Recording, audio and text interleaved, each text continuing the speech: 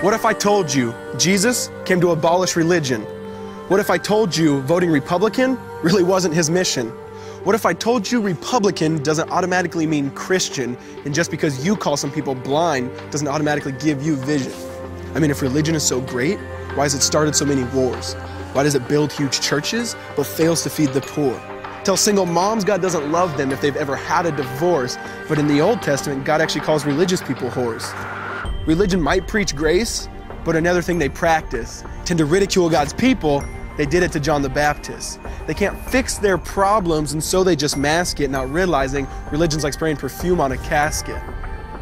See, the problem with religion is it never gets to the core. It's just behavior modification, like a long list of chores.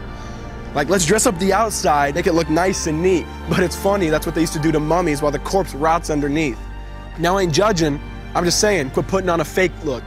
Because there's a problem if people only know that you're a Christian by your Facebook. I mean, in every other aspect of life, you know that logic's unworthy. It's like saying you play for the Lakers just because you bought a jersey. See, this was me too, but no one seemed to be on to me. Acting like a church kid while addicted to pornography. See, on Sunday I'd go to church, but Saturday getting faded, acting if I was simply created to just have sex and get wasted. See, I spent my whole life building this facade of neatness, but now that I know Jesus, I boast in my weakness. Because if grace is water, then the church should be an ocean. It's not a museum for good people, it's a hospital for the broken. Which means I don't have to hide my failure, I don't have to hide my sin. Because it doesn't depend on me, it depends on Him. See, because when I was God's enemy, and certainly not a fan, He looked down and said, I want that man. Which is why Jesus hated religion, and for it He called them fools. Don't you see so much better than just following some rules? Now let me clarify. I love the church, I love the Bible, and yes, I believe in sin. But if Jesus came to your church, would they actually let Him in?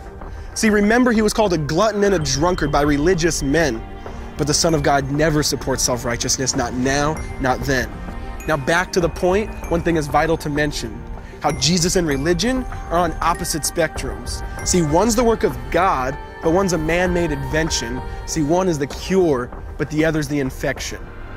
See, because religion says do, Jesus says done.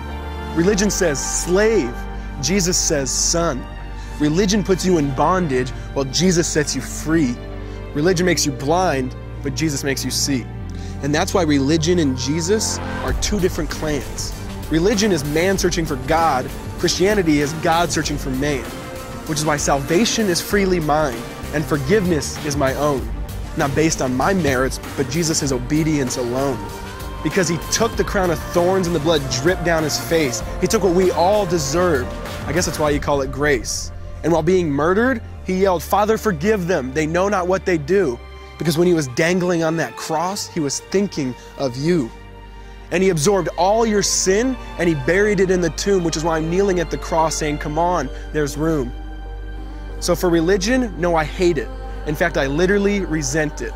Because when Jesus said, it is finished, I believe He meant it.